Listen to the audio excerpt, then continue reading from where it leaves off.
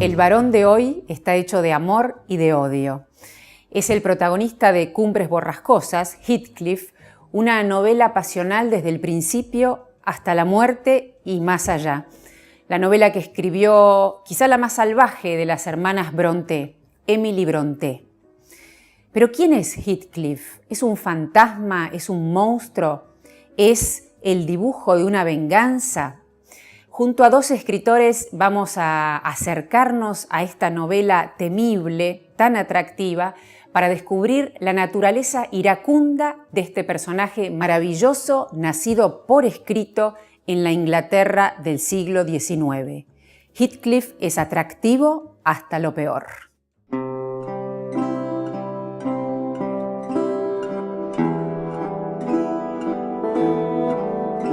Cumbres Borrascosas, publicada por primera vez en 1847, es una historia trágica que rebalsa de pasión. Los destinos entrelazados de sus protagonistas se convierten en un tornado que arrasa con las familias y sus sendas mansiones de la campiña inglesa del siglo XIX.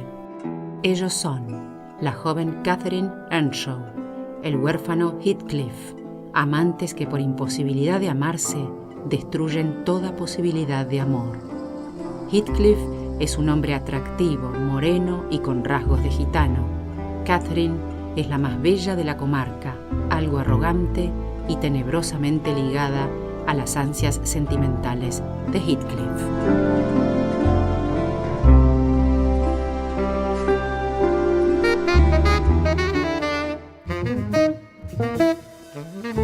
Bueno, Gonzalo, contame, ¿cómo es para vos Heathcliff?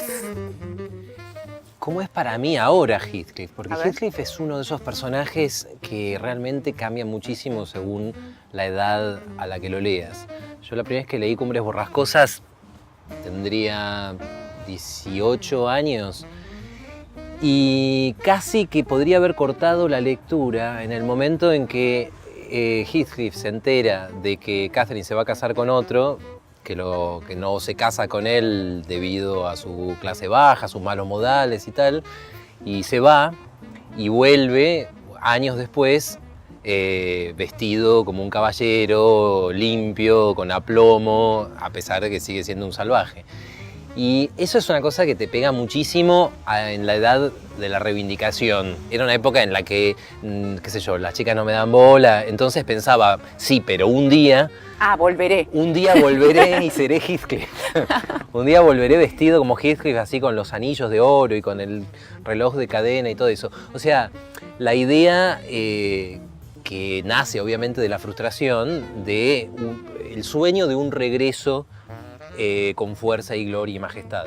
Todos los traumas que tienen estos personajes son traumas que vos podés transponer a otras cosas.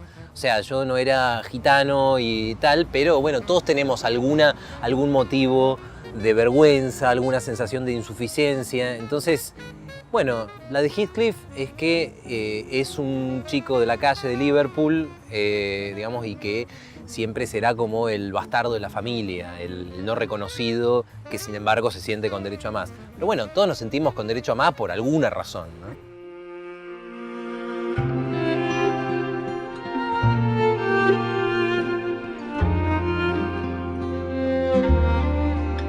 Emily Brontë nació en Yorkshire, Inglaterra, en 1818 y murió de tuberculosis en 1848. Es difícil contar su historia sin hacer un retrato de familia, ya que junto a sus hermanas, Anne y Charlotte, conformó un bloque fraterno tan creativo como indisoluble. Rescatadas de una infancia enfermiza, epidemia de tuberculosis en el colegio, Emily y sus hermanas realizaban juegos imaginarios, inventando condados y personajes. Escribieron un libro de poemas juntas que publicaron con seudónimos de varón.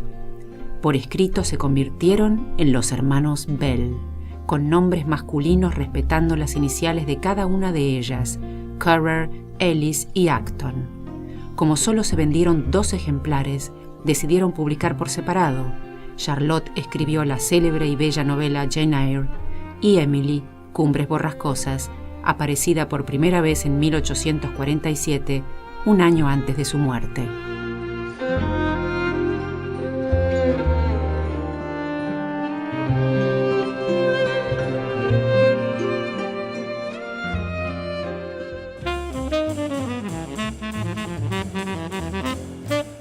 ¿Cómo te metiste en la vida de los Brontë antes de llegar a la construcción de este varón de la ficción? Me metí yo para escapar de las manifestaciones de los años 70 en las cuales estaban metidas mis padres. O sea, me fui al lugar más alejado posible, el lugar más alejado posible que me proporcionó la literatura que tenía en ese momento a mano fue Haworth, Inglaterra, siglo XIX. Supongo que Jane Eyre, colección Robin Hood, fue lo primero. De alguna manera yo sentí al leer Jane Eyre que había algo pecaminoso en ese texto. Había una diferencia tremenda con Mujercitas y otra bibliografía que yo leía de ese mismo tipo, porque ya me atraía muchísimo el siglo XIX. Había una diferencia total, había algo obsceno, un poco relacionado con lo sexual. O sea, percibí el carácter demoníaco de las Brontë, del mundo Brontë. Cuando leí Cumbres, me di cuenta de que estaba el demonio ahí, que el demonio había desplegado sus alas de murciélago, ¿no?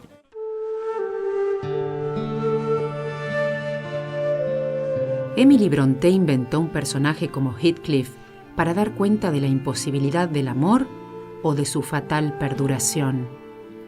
¿Era un amor no correspondido o una pasión desafiante? En todo caso, fue un amor con consecuencias para todos los demás. Catherine y Heathcliff, con sus incesantes provocaciones, también fueron destruyendo vidas ajenas.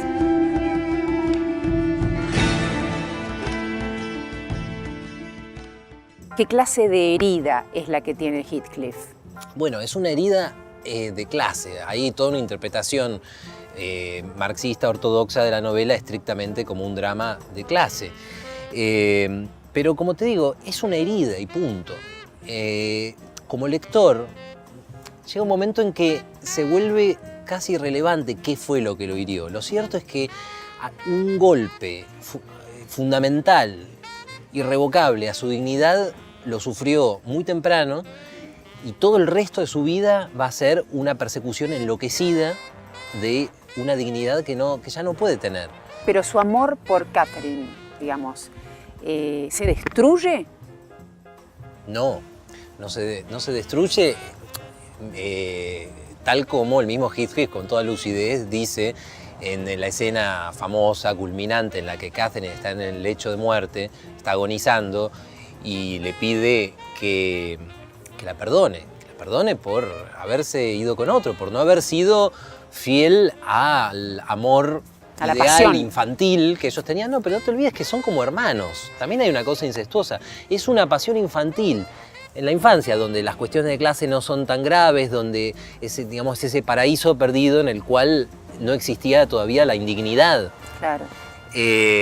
Pero Catherine es infiel a eso, se casa con otro, si bien nunca abandona del todo a Heathcliff. Entonces cuando está agonizando, le pide que lo perdone y Heathcliff le dice: yo te podría perdonar a mi asesino, pero no puedo perdonar a tu asesino, que sos vos misma.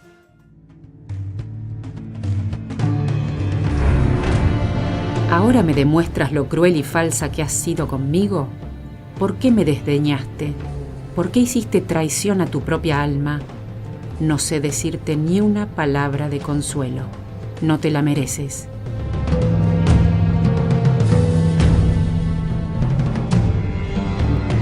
Para vos, Catherine y Heathcliff comienzan a amarse desde niños. Por supuesto, son niños amantes. O sea, el libro es pornógrafo desde las primeras páginas, cuando el padre adopta a este niño gitano y inocula el mal en la casa. Un elemento muy atractivo en una novela, que es rarísimo que se le ocurra a Emily, que es una jovencita aparentemente ignorante, que es cultísima, pero digamos aparentemente ignorante, por lo menos ignorante de las cosas del mundo terrenal, porque casi no ha salido de su casa. ¿Cómo se le ocurre este recurso literario tan interesante como traer a un personaje extraño a la familia, introducirlo adentro de la familia y provocar toda clase de situaciones dramáticas?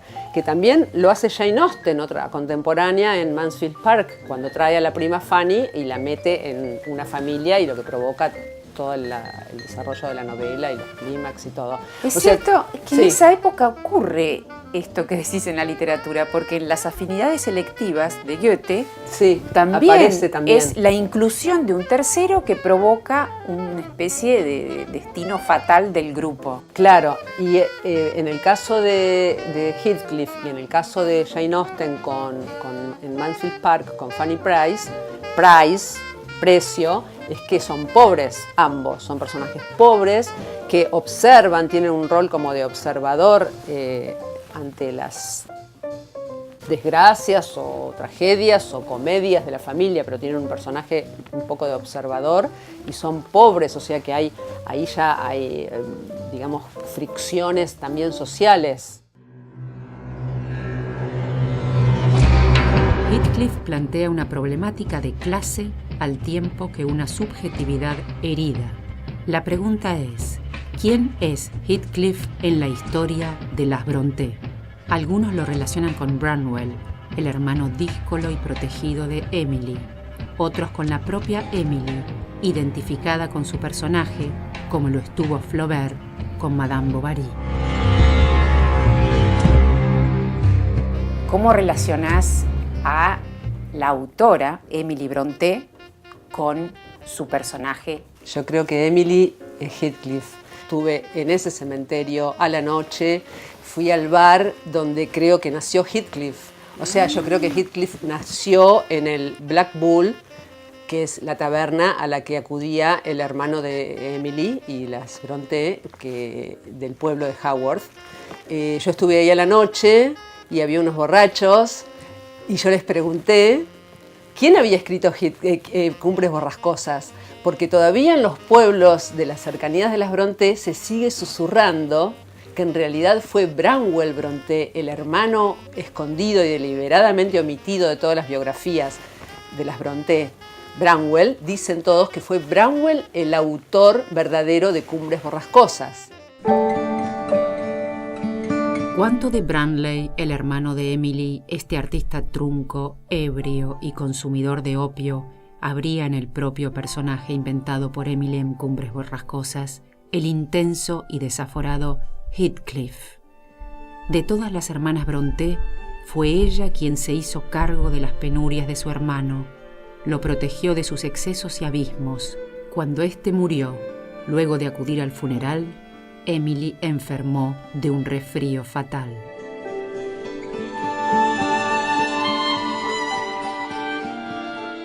Yo cuando releí la novela me reía porque pensaba, viste que muchas veces en la ficción escrita por hombres, las mujeres tienen talles de corpiño, tienen caderas que no pueden existir en la realidad, porque nos gusta imaginar una feminidad exagerada, digamos, a la medida de nuestras fantasías. Bueno, así también, Heathcliff es demasiado macho, es demasiado hombre, o sea, es una especie de cóctel de testosterona concentrada y no es casi nada más. Tiene algo como de proyección monstruosa de un imaginario femenino, acerca de lo que puede ser la masculinidad. Y en ese sentido es casi irrelevante en quién se haya inspirado, porque no es realmente un ser humano. Heathcliff es un personaje por momentos mortífero, pero también vigoroso. Como el cuadro que pintó Gustave Courbet en la misma época que se publicaba Cumbres Borrascosas, Heathcliff es un homme blessé, un hombre herido.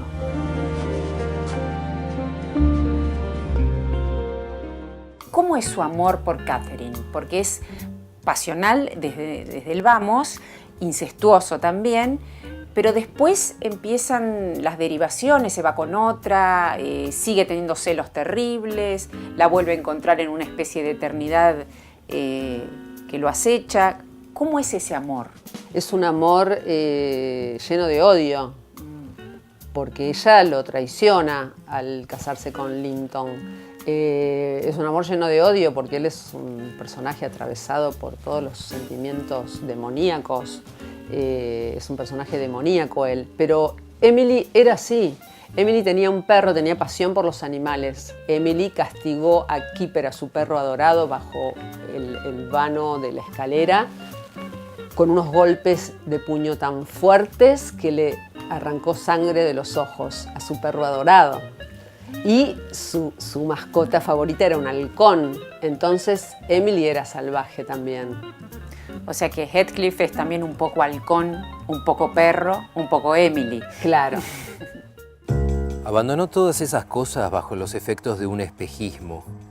Se imaginó que yo era un héroe de novela y esperaba que mi devoción de caballero andante me haría consentirle todo. De tal modo se comporta con respecto a mi carácter y tales ideas se ha formado sobre mí que dudo que sea una criatura racional. ¿Puedo creer tus palabras, Isabella? ¿Estás segura de que me odias?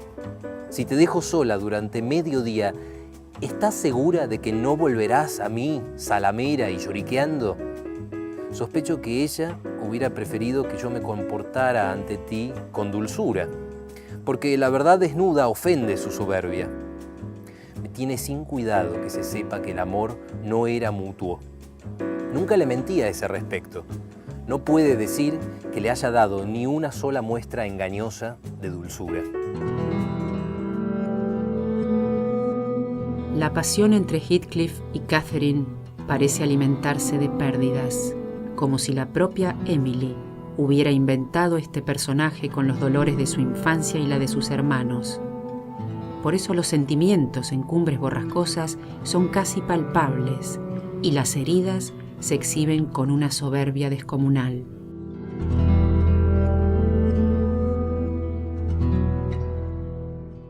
Son raros esos hombres de Cumbres, ¿no? Porque son malévolos. Son malévolos, pero son apasionados. Por supuesto, sí. Hay un apasionamiento total. Branwell Brontë, el hermano de las escritoras, asistió casi solo a los 8 años a la llegada de la primera hermana moribunda, la mayor. Todas las demás hermanas ya estaban internas en el colegio. Cuando ya estaba muriendo la mayor, la mandaron moribunda a su casa. La madre había muerto cuando Branwell tenía 5 años, o sea que prácticamente no la recordaba. La hermana moribunda era quien más amaba a él. Y él la recibe. Él la recibe moribunda y pasa 2 meses él, este niñito, viendo la agonía de su hermana y después el entierro que se hace en el jardín de la casa. En la casa tiene un jardincito con un caminito que atraviesa las tumbas donde yo estuve con unos gatos, y en una de esas tumbas donde estaba enterrada la madre, ahí entierran a la hermana María, la mayor. Eso ve Branwell, o sea, el mundo que la tía, que era metodista y un poco calvinista, fanática, le inculcaba este mundo de niños muertos y de cementerios. Se le hacía realidad, o sea, para ellos la realidad era un libro gótico. Claro, por eso no había diferencia entre la realidad y la literatura que ellos leían. Claro, o sea, por eso Cumbres Borrascosas es tan tenebrosa y tan en carne viva. Exacto, ¿no? porque era su misma vida, era como un retrato de su vida y de su familia. Claro, la muerte está como totalmente mezclada con la la entrega. vida, claro.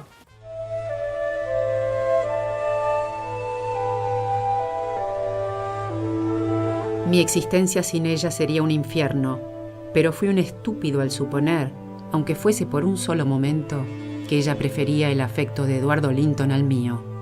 Si él la amase con toda la fuerza de su alma mezquina, no la amaría en 80 años tanto como yo en un día. Catherine le quiere poco más que a su perro o a su caballo. No le amará nunca como a mí. ¿Cómo va a amar en él lo que no existe?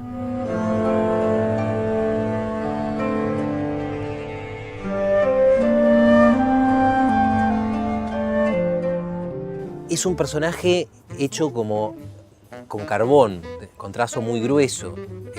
Como te decía antes, es una especie de encarnación brutal de una virilidad casi ideal, pero también es una encarnación de la herida absoluta. Lo castigan, no lo dejan educarse, y la venganza de Heathcliff es la venganza eterna de todos los que tienen calle frente a los que tuvieron más oportunidades pero no la tienen. Otra de las escenas inolvidables del libro es cuando Linton quiere echar a Heathcliff de su casa y le dice que le da 3 minutos porque si no su expulsión va a ser ignominiosa, y Heathcliff se le acerca y le moja la oreja, no literalmente, digamos, pero se le acerca y le dice a Catherine: este corderito tuyo amenaza como si fuera un toro. Yo lamento, dice ahora dirigiéndose a él, lamento, señor, que usted no valga la pena de ser derribado por mí de un puñetazo, ¿no? Y la reacción de Catherine es terrible.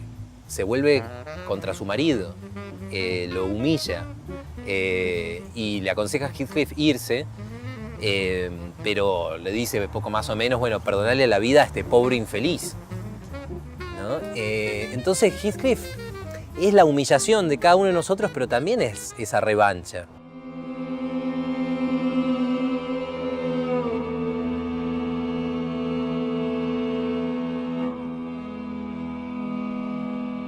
¿Cómo es el final de Heathcliff? Es decir, cuando él consigue de alguna manera hacerse digno, construirse como hombre, y sin embargo es la desesperación. A partir de la muerte de Catherine, Heathcliff queda fijado como una estatua en una actitud de espera, la espera de que él vuelva, aunque sea como fantasma alguna vez, y de resentimiento salvaje. Entonces, ¿qué pasa cuando vos quedás así tildado? En la vida pasa que te convertís en un fantasma. Ser un fantasma, poéticamente hablando o esencialmente hablando, no es morirse y venir a molestar a los vivos. Es convertirte en un fantasma, en una imagen repetida de lo que fuiste alguna vez. Así que cuando... Claro, es una especie de perpetuidad de lo que fue. Sí. Heathcliff, para cuando llega el final de su vida, en realidad murió hace tiempo. Y eso es lo que es tan triste y tan poético. Ahí es donde vos tenés la visión total de esa casa. Y ahí está un hombre que en lo esencial murió hace muchísimos años, cuando murió Catherine. Y que además tenía la lucidez para decírselo, porque cuando Catherine está en el lecho de muerte, le dice: ¿acaso a vos te gustaría vivir con tu alma en el sepulcro? Y eso es, no hay mejor forma de decirlo que de definir la existencia de Heathcliff a partir de ese momento. El alma en el sepulcro. Me voy a poner a llorar. Vale, vale.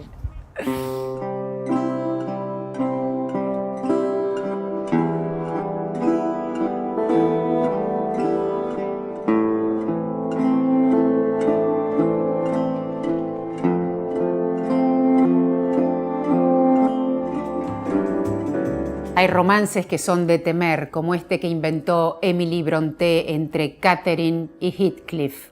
Realmente hay escritoras mujeres que inventan personajes masculinos tremendos, tormentosos.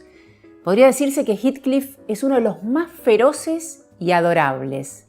Veremos en el próximo programa qué nuevo varón nace por escrito de una mujer.